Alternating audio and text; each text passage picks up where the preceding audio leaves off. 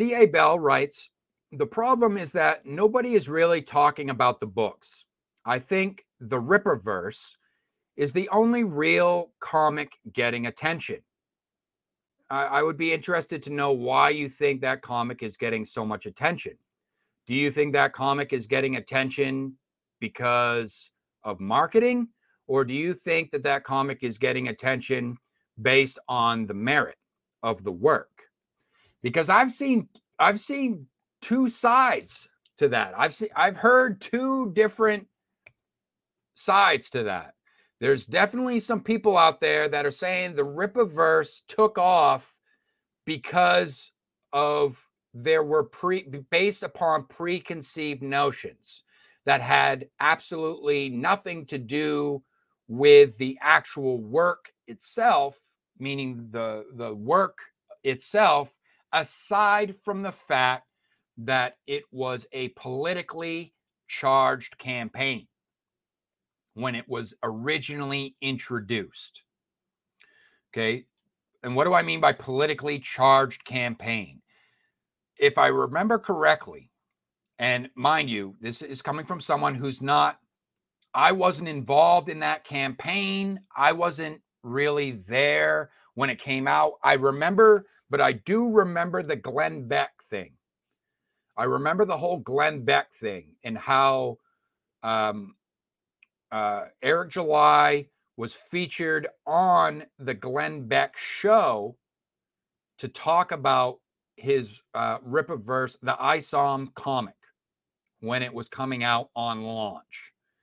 And I remember that being a big deal. That was all the rage, all the buzz in the indie scene. Similar to, what was the other one? Brandon Sanderson. When Brandon Sanderson, who is a traditionally published author, came out and did that surprise little video where he was introducing his crowdfunding campaign, where he was going to kind of do like a hybrid type thing on his own and with his people, that was a big deal. So that when stories like that, it's kind of like it works in two ways. On one hand, it's like, it's cool because it shines, that individual kind of becomes a beacon, whether it be for some people, it could be a beacon of hope, if you will, for the indie scene, for indie creators to say, oh, if that guy can make it, then I can make it, you know, that type of thing. A beacon of light in terms of shining a light on the indie scene and getting, you know, more like the normies or, you know, the average consumer who just is subscribed to Disney Plus and Netflix to say, hey, now wait a minute. This is news here. What's going on? Maybe I should check this out. This looks cool. And I resonate with this guy because he's speaking my language. And what I'm referring to is with the Eric July thing, if I remember correctly, when his project was coming out, it was put out as kind of like politically charged.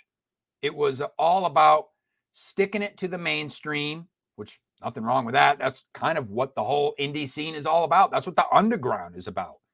It's about saying F you to the man, going punk. It's pretty punk to be in the underground scene. You want to do things your way. I commend that. I respect that type of mindset. You know, people who want to lift themselves up by their bootstraps and just get shit done. I respect that. But it was more than that. His ISOM project was about, you know, non-woke. It was kind of like saying it was intentionally, if I remember correctly, it was intentionally advertised as something for the people who are tired of woke type content, which made it a politically charged campaign. And when you have a politically charged campaign, my opinion is when you lead with your politics, with these when you present your creative projects and you're leading with your politics, I feel like what happens is you get people who get involved not because of the merit of the work itself, but for instance, in this case, they just want to stick it to the libs. You know what I mean? And they may not genuinely be interested in the project itself. In other words, the actual art, the actual story, the actual work itself. It's like people are getting involved because it's politically charged and they just so happen to be playing for the other team. And they're like, yeah, this is our guy. We got to support our guy, you know? And for me, I think that has less to do with merit and more to do with the market, in the sense that it's a marketing tactic. You know, it's not about the work as much as it's about sending a message. You know, and, you know, you guys can share your opinions about that. You know, what do you think about that? That's what this topic is all about. Do you think that's what do you think that that's what that campaign was all about? You know, or is there some merit to the Rippaverse comic book and the ISOM work? Did you really enjoy it? Do you think the art is top notch? You know, do you think that work was definitely worthy of what was it, $3.5 million? You know, is that a $3.5 million IP? Hey, I haven't read the book. I can't really weigh in on it as far as my opinion goes. I want to hear from you guys. And mind you, I don't go out of my way looking for this stuff. I don't.